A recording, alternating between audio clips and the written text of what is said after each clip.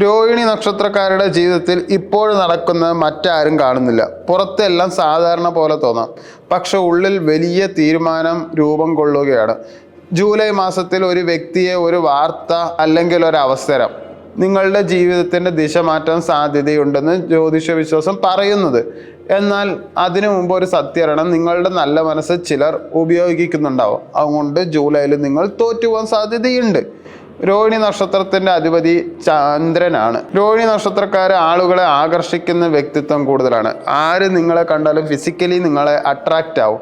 അതുപോലെ ആർട്ടിസ്റ്റിക് ആയിട്ടുള്ള കഴിവുകൾ നിങ്ങൾക്ക് നല്ല കൂടുതലാണ്. കുടുംബ സ്നേഹം കൂടുതലാണ്. പ്രണയം ഉണ്ടാക്കാനുള്ള കഴിവ്, സൗന്ദര്യബോധം എന്നിവയൊക്കെയായി അറിയപ്പെടുന്നു എന്ന് വിശ്വാസം. പുറത്ത് ശാന്തരായി തോന്നുമെങ്കിലും രോഹിണി നക്ഷത്രക്കാർക്ക് എല്ലാം മനസ്സിൽ സൂക്ഷിക്കുന്ന സ്വഭാവമുണ്ട്. നിങ്ങൾ മറക്കില്ല, പ്രത്യേകിച്ച് വഞ്ചന, അപമാനം, വിശ്വാസവഞ്ചന ഇവ.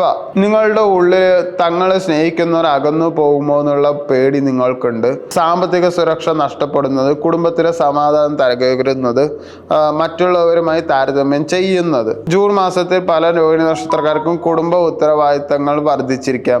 സാമ്പത്തിക തീരുമാനങ്ങൾ എടുക്കേണ്ടി വന്നിരിക്കാം. ഒരു വ്യക്തിയെക്കുറിച്ചുള്ള സംശയം വന്നിരിക്കാം.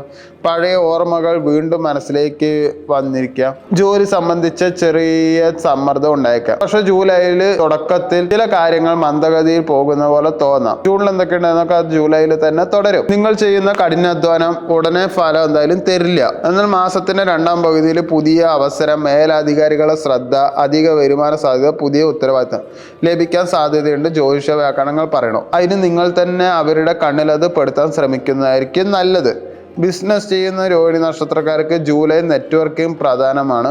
പുതിയ റിലേഷൻഷിപ്പിൽ പുതിയ customer, partnership, deal, expansion opportunity വരാം. പക്ഷേ ഇമോഷണലി ഒന്നിലും നിങ്ങൾ നിക്ഷേപിക്കരുത്, ഒന്നും വാങ്ങരുത്, എല്ലാം ഒഴിവാക്കണം. സാമ്പത്തികം നോക്കുകയാണെങ്കിൽ പണം സമ്പാദിക്കുന്നതിനേക്കാൾ അത് സംരക്ഷിക്കുക, വരുമാനം മെച്ചപ്പെടുത്തുക, പഴയ